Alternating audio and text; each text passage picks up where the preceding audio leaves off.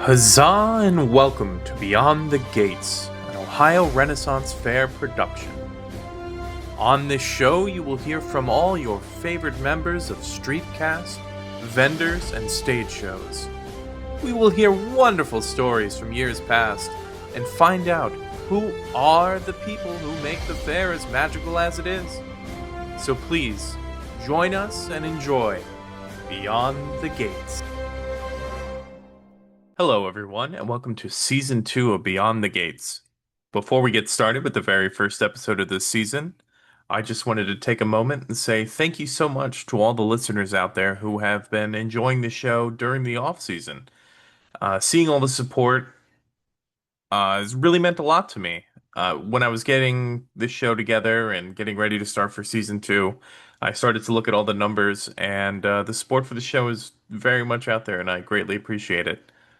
So thank you so much, and welcome back to Beyond the Gates, an Ohio Renaissance Fair podcast. And I am here today with my good friend Morgan. Morgan, how are you doing today? Oh, I'm doing better now that you're here, Lucas.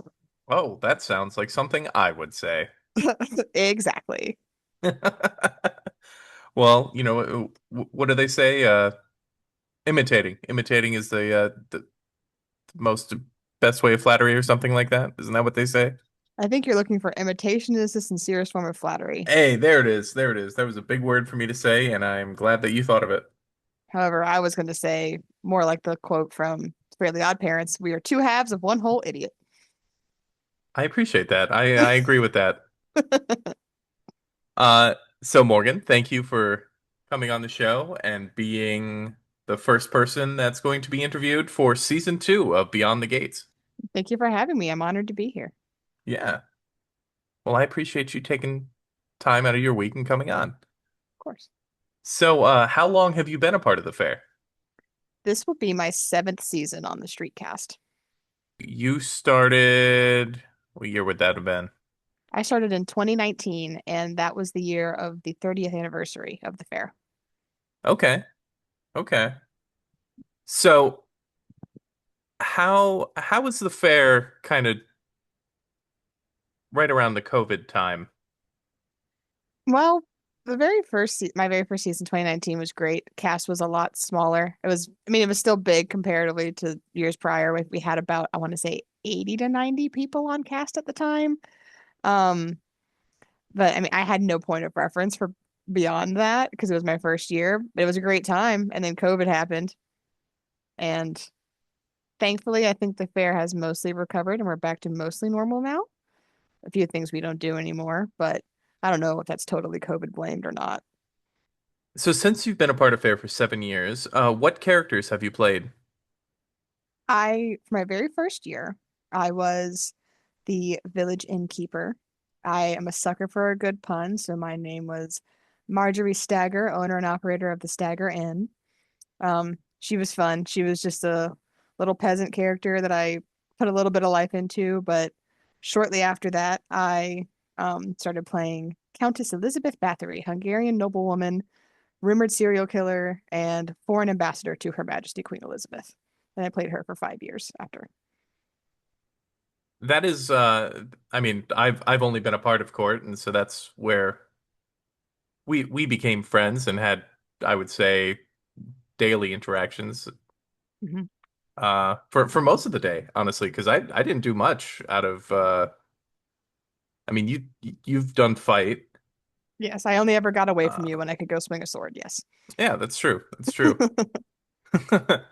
What other shows have you been a part of?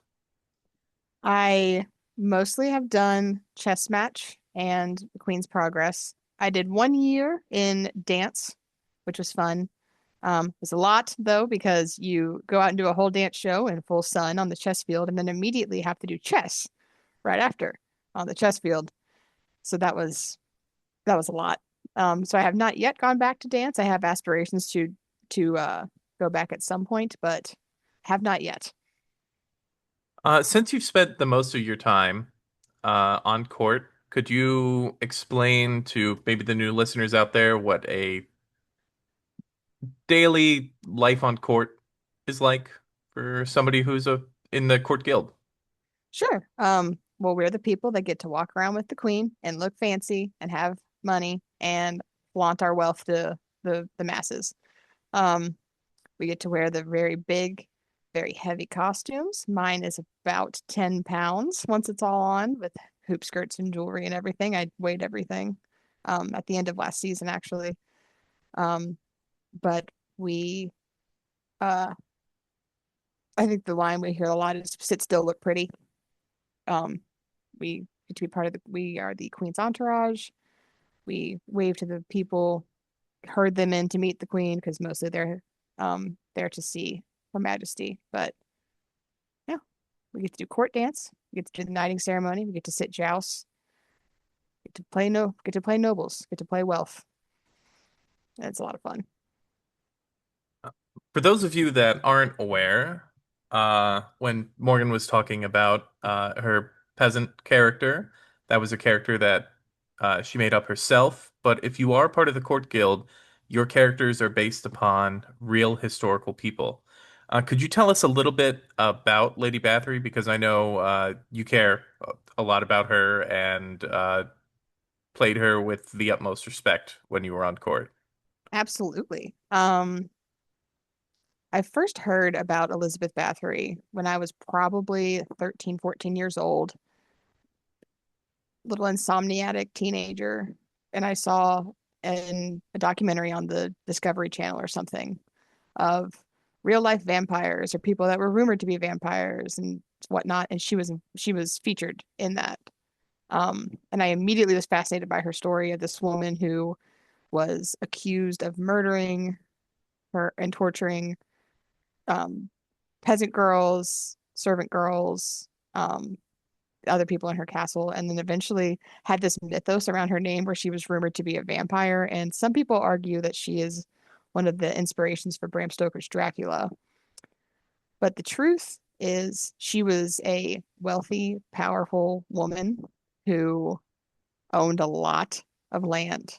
And she owned so much land in the Kingdom of Hungary and surrounding areas that you could get from the Ottoman Empire into the rest of Europe using only land that she owned.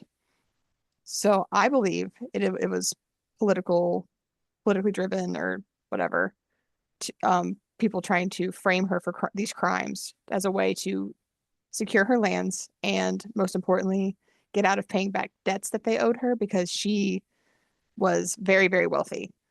She became a widow relatively young, and she was always the more wealthy and well off of the couple. In fact, when she got married, her husband took her name, and she just outright refused to even consider an alternative because she outranked him. Why would she give up her name? Uh, so she was always very wealthy, very powerful, born into an aristocratic family. The king of Hungary owed her money. Her uncle was the king of Poland. She's just a very well connected, very wealthy, very powerful woman. And people needed her to get out of the way. So I believe they framed her for crimes that she did not commit as a way to kind of just get what they wanted and not have to pay back her debts and take her land. The first time I ever heard about Lady Bathory was becoming a part of court, just joining the Ren Fair altogether.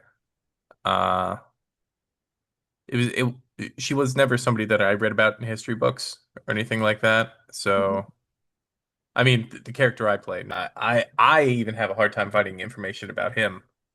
Uh, but I know that she's more well documented. Definitely. I mean, it can be kind of hard because a lot of the things that are documented about her or have been written about her kind of have this underlying layer of the mythos behind her of like, was she a vampire? Was she a serial killer? She's listed in the Guinness Book of World Records as the most prolific female serial killer still to this day. Um, so it's kind of you kind of have to dig into things and try and parse out what's real, what is hearsay, what is conjecture, but it's all in there. And at the end of it, I always say she probably wasn't a particularly kind woman, but she wasn't a cartoon supervillain either. So, you've been uh playing Lady Bathory for a while now. Is Lady Bathory going to be on court this year? She is not. I decided that after 5 years I need a break from the hoop skirts. So I am actually going to be part of the Pirate Guild this year. I am playing the ship's botanist because that is such a silly idea. I couldn't help but do it. Do you have a name in mind, or It's just very on the nose. Her name's I'm going excited for it. Ivy Thorn. That's wonderful. Yes, I'm excited to be after years of playing a very aristocratic, noble, highborn person to be a dirty little bilge rat. It's going to be so much fun. I'm very excited for you because Mhm. I know that alone is going to be a big switch. And just to date this episode a little bit, uh, rehearsals for the Ren Fair have just started up again. They We're have. we are currently recording this episode on July 16th of 2025. So, uh, depending on when this comes out, just a little bit of how is the Switch going overall so far? I know we just broke up into guilds. Sure. What on Sunday, right? Yes, just a few days ago. Yeah, yeah. Well, I kind of have had an easier time because my husband Tyler, who you've had on the show before, is the pirate guild leader. So I've kind of heard about pirate things for years and kind of knew what to expect and kind of knew what I was getting into. But it's fun playing another fake person, a non-historical character, and trying to figure out exactly what I want out of this character and how like what I want to put into her. I came up with a bit just a few days ago where she really, really, really like her life goal is to go to Botany Bay because she thinks it's a place where botanists go to study and learn. And if you don't know what Botany Bay actually is, that is the bay where prisoners were taken on prison ships. There's a song and everything, but I just had that idea and I could not stop laughing about it. And so that is definitely going to be her life goal is to go to Botany Bay. So since you've been a part of Fair for so long, what is the biggest change that you have seen since well, let me ask you, did you attend the fair before joining cast? I attended a handful of times when I was a kid, but I was never a Okay, regular attendee. No. gotcha. So what is the biggest change that you have seen since you become a part of Fair? Oh, geez. Besides cast growing exponentially every year and just getting bigger and better, the fair itself growing. When my first year, we didn't have Whimsy Woods. A lot of the paths that we now have, we did not have. Um, there's been new structures built, namely the Tipsy Cauldron is like now a fully covered structure. Before it was a glorified pergola, one could say. Still lovely, still a nice place to go and sit, and plenty of very good shows there, but having the roof overhead is very nice. The fair just keeps getting better and it gets better every year. Since this is now season two of Beyond the Gates, I have actually received some feedback from previous episodes, and this is one of everybody's favorite questions that has actually talked to me about the show. Uh, what is your favorite story that you have from Fair? Either an interaction with a patron or cast member, or if you have great stories for both, feel free to tell us both stories. Sure. I actually met one of my dearest friends at fair because he was a patron. Um, his name is Oakley, and we met because as Lady Bathory, I had this fun little bit I would do where anytime someone complimented me, because Lady Bathory was rumored to have bathed in blood to preserve her youth and beauty, I played with that. And anytime a patron complimented me, I would say, "Oh, I know," or something of that nature to respond. And he did that to me once outside of the AKP. He said, "You're so beautiful." I said, "Oh, I know." And he said, "Well, can I buy you a drink?" Through some circumstance, I had to be somewhere else unexpectedly. It didn't happen. He didn't end up buying me the drink. And I said, "Will you be back this season?" And he said, "Yeah, I'll be back in 2 weeks." So I said, "All right, I'm going to hold you to it." and then just kind of scurried off. Kind of didn't expect anything to come of it.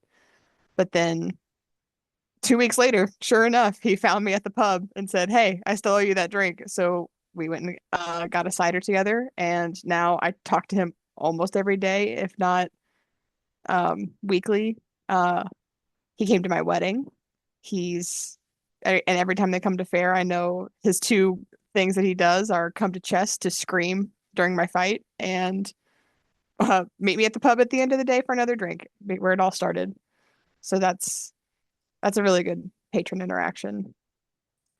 Um, as far as cast interactions, this is kind of tooting my own horn a little bit, but I mean, you've never done that before. no, no, me personally never. Um, it was the first year that Fair had the Royal Feast. I want to say that was 2021. Um, and I was cleaning up after chess match, and my husband Tyler was with me. We weren't married at the time, so but Tyler was with me. We were putting weapons away, cleaning up, putting things back on because you have to take things off to fight. Like I can't wear all my jewelry and such. And these four patrons come up to us and ask where the feast is. And instead of just pointing it out or saying, go to the Three Fools, you can't miss it, or anything like that, we decided we are going to teach them how nobles walk because they're going to the royal feast. Obviously, they're noble. So Tyler and I quickly taught them how the ladies stand on one side, the gentlemen stand on the other, and how they hold hands. Thankfully, it was two couples, so that was very easy to do. We were like, oh, just hold the lady's hand. And we basically had a mini parade through the ups and downs. So from weapons lockup to the Three Fools pub, leading these people in a little royal promenade, a little noble promenade, if you will, to the pub to go to the feast. And they were giggling the whole time. And that was just, it was so simple and silly, but it's still something that I think of. And I hope that those people remember when they got to be nobility for a few minutes on their way to the royal feast. Both those stories are great. Thank you so much for sharing. Of course, I have a million more, but those are the two that always come to mind. Uh, so if we take a step back from Fair Life for a second, what do you do when you're not running around in the woods playing dress up with your friends? I spend a lot of time running around in the woods playing dress up with my friends, but in the rare moments I'm not, I have the most exciting job in the world of being an insurance underwriter. I'm a small business underwriter, and it is fine. It's not the most exciting job in the world, but I enjoy it enough. Um, aside from that, I read a lot. My Goodreads goal for this year is 80 books. I'm currently at 50. So we'll Oh, you see. should be able to get that. Oh yeah. I beat myself up a lot last year because I didn't meet my reading goal and then was kindly reminded that I read 800-page books regularly. And if I read more 200-page, 300-page books, I would read more books per number, but I'm still reading a lot. Um, so yeah, hopefully I meet that. I cosplay. I am I'm a huge Legend of Zelda fan. So most recently I have made a cosplay of Queen Sonia from Legend of Zelda Tears of the Kingdom. I am also a moderate Star Wars fan, so I have a full set of Mandalorian armor, and I'm working on sets of Jedi robes for my husband and I currently. Well, once I finish my fair sewing, I will be. Um, other than Are you that, going Jedi or Sith? I haven't decided yet. I I know he wants to be a Jedi. It's very typical of everything else about me to want to be a Sith, but I haven't decided. I've always been the weird artsy goth kid, so it just kind of fits. That's why I played a character that was rumored to be a vampire for 5 years. I wrote a 10-page paper about Twilight in college. I'm aware of who I am and very secure in it as well. No, that's great, and thank you for the Twilight knowledge. That is something that I was unaware of. It is a brilliant example of a Gothic romance done in the modern era, and I will die on this hill. In fact, when I turned that paper in, my professor emailed me and said, I hate that you made this work because I did. That's awesome. Well, thank you for sharing that little tidbit of knowledge as well. Of See, course, that's why I love doing this show. It's because you learn a lot about people and Morgan, we're friends. we are. We we hang out at fair and stuff like that, but unfortunately, due to life and the fact that you live in a different city than I do, we don't see each other a lot in the off season. So it's fun to do these little episodes and get deeper dives into people's lives and what they did for college papers. Of course, I could also tell you about how 9/11, Twilight, and 50 Shades of Grey are connected, but that's a topic for another podcast. I, well, yeah, that's a topic for my Chemical Romance podcast. Ah, so you also know the So connection. of course I know. Of course I know. So as we wrap up here, I just have a couple more questions. Sure. Uh, what would you say to somebody who is thinking about auditioning for a cast for next year? I would say it doesn't matter how nervous or scared or unsure you are, do it anyway. It is the most fun you will have. It is the most fun job, quote unquote, in the world. You get to be within some parameters, whatever you want to be. And it's so fun to just leave the modern world, for lack of a better term, and, behind for a weekend, a few days at a time, for a few months out of the year, and just slip into somebody else's skin. It's very nice to disconnect from real life in that way. And you have nothing to lose. It's the most fun thing in the world. Do it. Join cast. I couldn't agree more. As much as I love being me, it's fun to run around and play dress up. It is. So what keeps you coming back year after year? Mostly, I want to see my spouse for 4 months out of the year because if I didn't, he still would, and I would not see him for 4 months.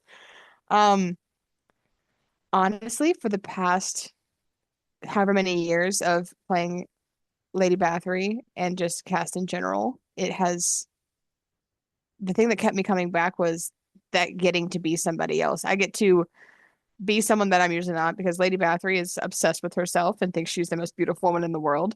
Real life Morgan, not does not feel that way, but it's fun to put it on and just be someone else. And the people you meet are so interesting and so much fun. Like I met one of my closest friends, as I talked about earlier. I've met people like you and our stage manager and just so many other people that I can't even think of. Most of my friends now are Rennies. I never thought that would happen, but yeah, it's great. It's the best community I've ever been part of. No, that's great, and I think that's a great way to end the first episode of season two. So Morgan, thank you very much for coming out and spending some time with me on a Zoom call and get this recorded. I'm hopefully going to have this out.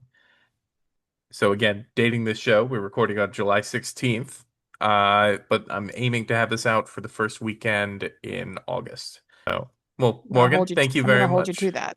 Well, as I appreciate that. I appreciate that. Somebody has got to. Well, Morgan, thank you very much for coming out. Do you have any last thing you want to say real quick? Can't wait to see you all on the streets when the cannon fires from the first day. No, that's great. Can't wait to see everybody out there, and we hope everyone comes out and is able to say hi to us this year. So until next time, huzzah! Huzzah!